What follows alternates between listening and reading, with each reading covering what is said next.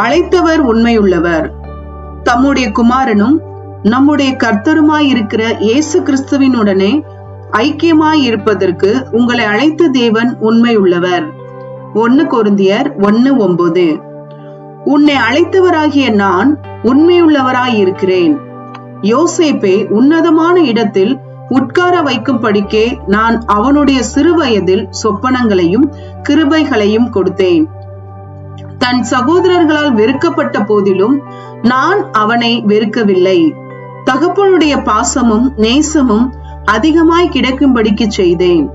பொறாமையால் அழிக்க நினைத்த சகோதரர்கள் மத்தியில் அவனை உயிரோடு காக்கும்படிக்கு ஒரு சகோதரனை எழுப்பினேன்.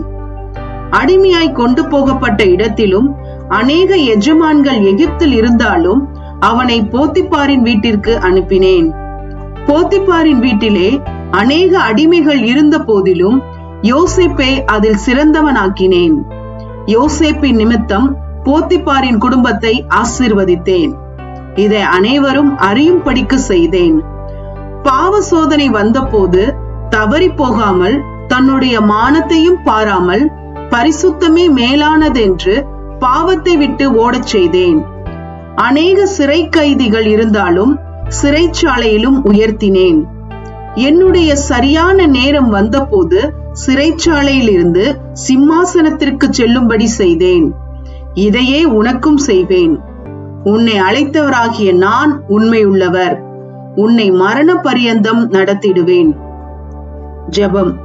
பரிசுத்த பிதாவே, என்னை தாயின் கருவில் முன்குறித்த நீர் உண்மையுள்ளவராயிருந்து என்னை நித்தமும் நடத்துகிறதற்காய் உமக்கு நன்றி.